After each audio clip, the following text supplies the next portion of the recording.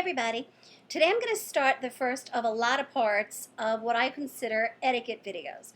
When I was young, I took etiquette classes. It was part of my curriculum in a private school. And some of the things I'd like to go over with you, exactly what is etiquette.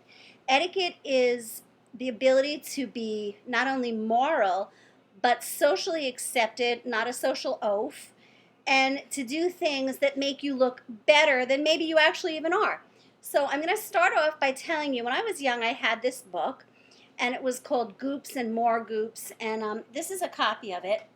It's More Goops and How Not to Be Them, and it's by Gellet Burgess, and it was really geared towards younger children, but actually manners start very young, but somewhere along adulthood, we tend to lose them.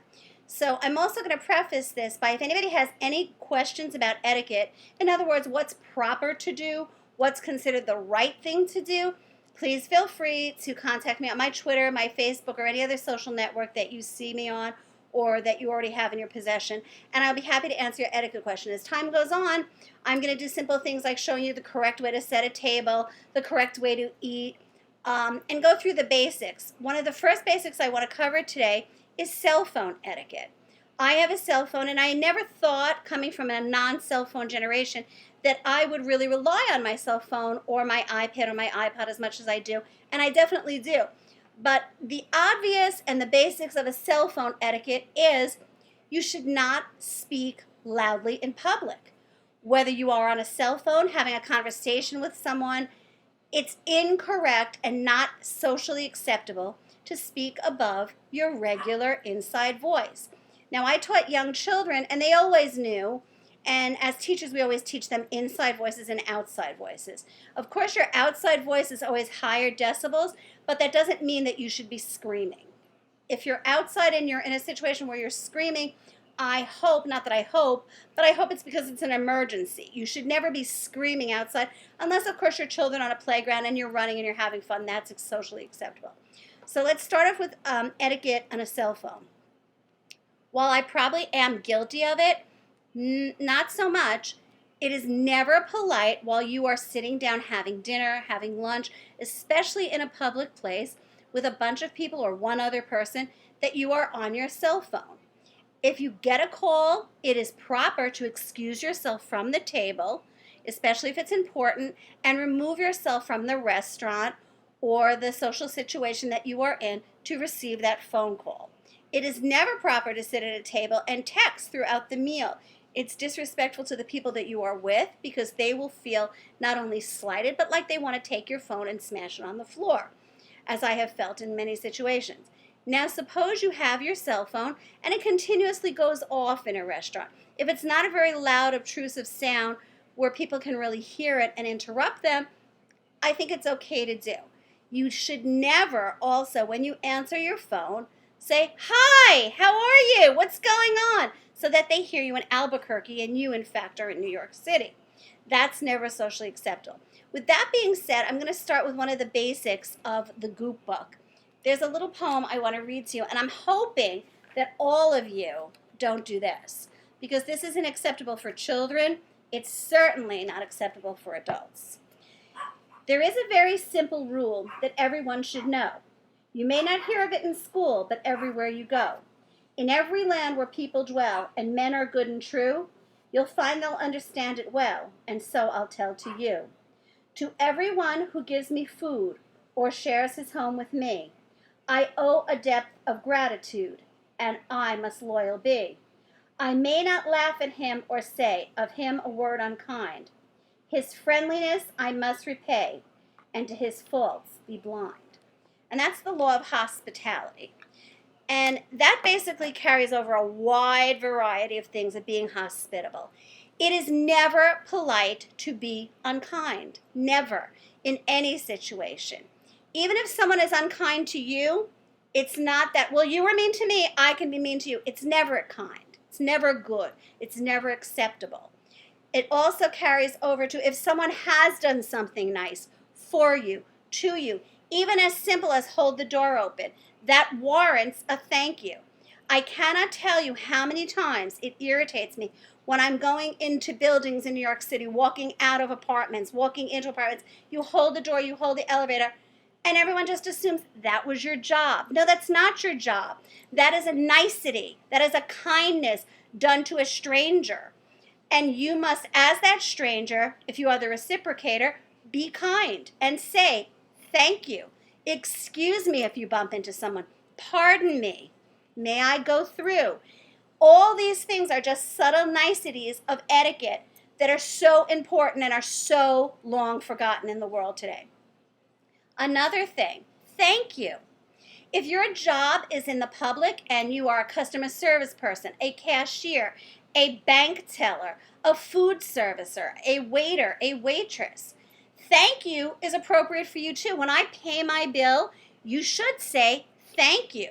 If you want to add have a nice day, have a great day, enjoy your stay, whatever it is, that's fine. But thank you should really be prefaced by almost anything.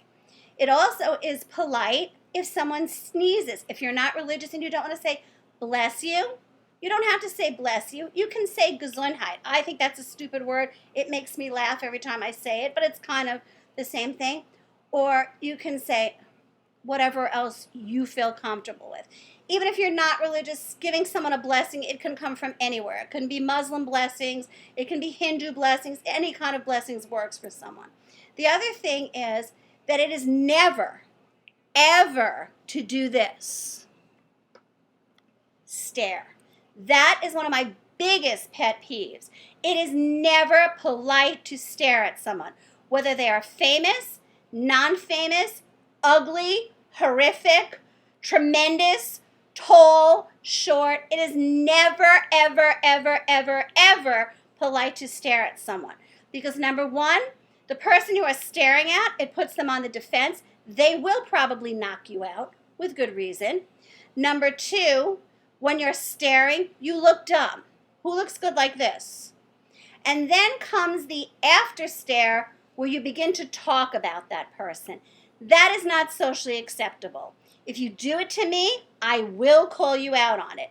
I have an incident of that happen at least 4 or 5 times a day. It's impolite. I don't like it. If by some chance you're being a nice person and you're staring at somebody because you admire their hair, their makeup, their shoes, they're nice looking, they look pretty, they have nice earrings, be smart, be socially acceptable, have good etiquette, and say, pardon me, excuse me, you look beautiful. I love your hair. I like the way you styled your hair.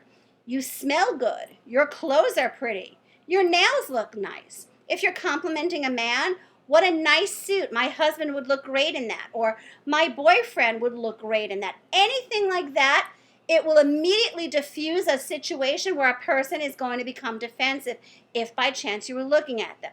And keep in mind, anything more than 2.5 seconds of looking at someone is staring. And it's impolite. I have one more goop poem for you. And again, this is the basics of what you should and shouldn't do in public. This is called Impossible. There once was a goop, it is hard to believe, such unpleasant behavior of you. He was always wiping his nose on his sleeve. I hope that goop isn't you. He was always spitting for fun, I suppose. I couldn't believe it of you. And putting his fingers up into his nose. I know that goop wasn't you. I think that's pretty basic. If you're sitting in my proximity, do not put your finger up your nose. There is no reason on this earth why your fingers should be in your nose. There is no reason while I'm standing next to you that you should be spitting. Walking around the streets of New York City, you can dodge a lot of spit. Not fun. The other thing is, of course, you're in a car. Your car is not like the Batmobile. You are not invisible. If you are putting your fingers up your nose, picking your teeth, spitting, doing all kinds of other inappropriate things in the car, the person next to you can see you.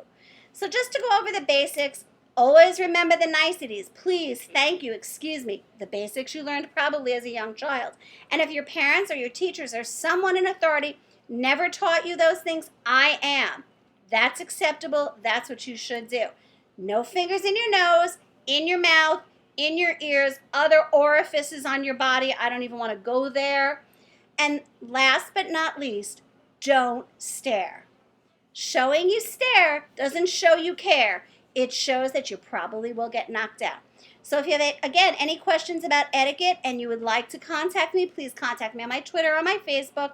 And you can always find those links, of course, on my daughter's Facebook, her Twitter, and any of the social networks. I'll be happy to answer your etiquette questions.